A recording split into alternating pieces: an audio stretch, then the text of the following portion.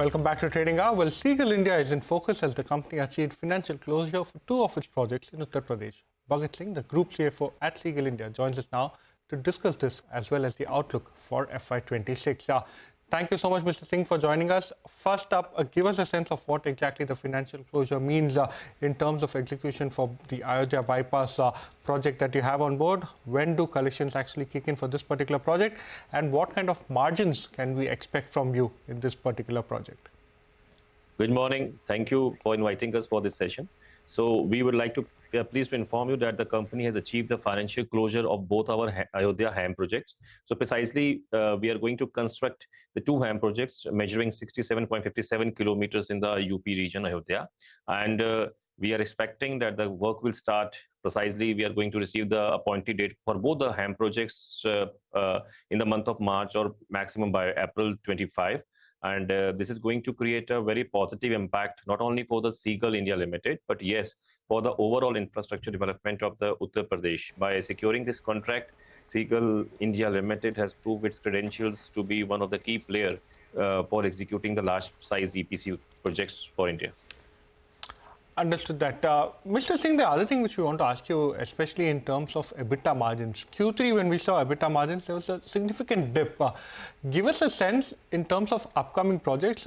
What are the projects where you're getting paid for execution? What are the projects where you are actually performing the O&M part of the entire road project? So we understand that O&M margins will be higher, and going forward, what is the kind of steady state EBITDA margins we can expect? Fine.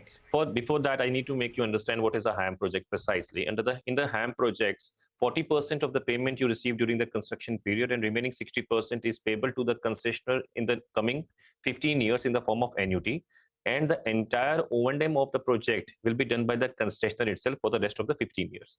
Now, coming to your point on EBITDA, I would like to once again clarify that the company EBITDA margin is divided into two parts. One is pure EPC margin, which the company derived by executing the road projects, pure EPC work, be it metro, be it a road project. So that the company has given a guidance in our last earning calls also that we are maintaining between 11.5 to 12.5. That is for sure.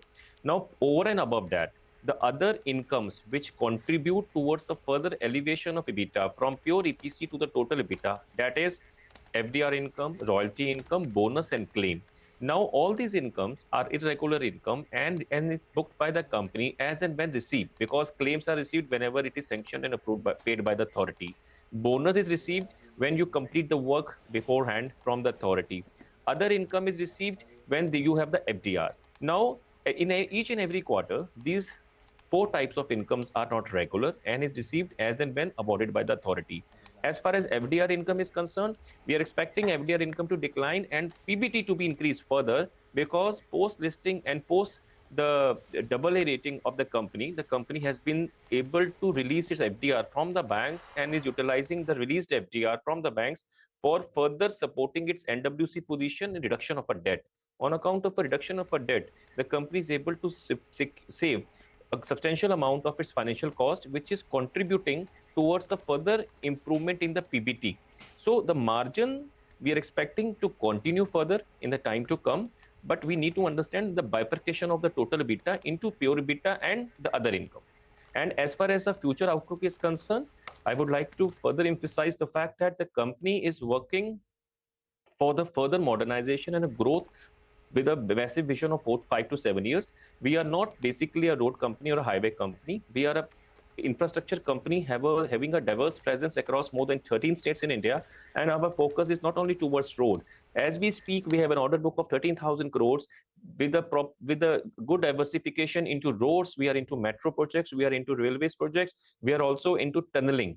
And going forward, our focus is also towards water and irrigation projects, solar projects, and that for a EPC. So we are towards a path of building a well-diversified order book. We get that.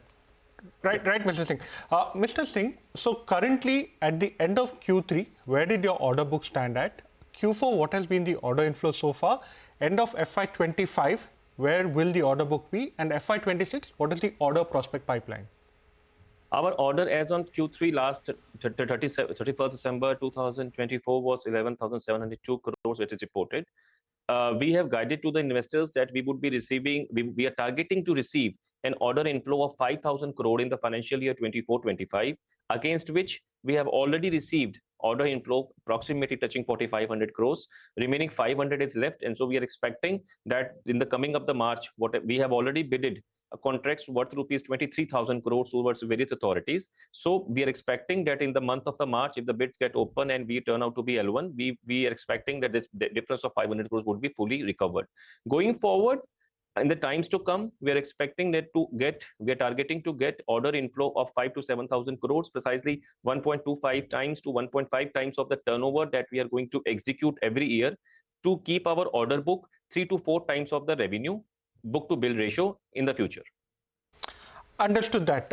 Now, talking about the order prospect pipeline, could you give us a sense, especially as far as NHAI ordering is concerned? It's been quite muted as far as FY25 is concerned. FY26, what are the kind of indications you're getting?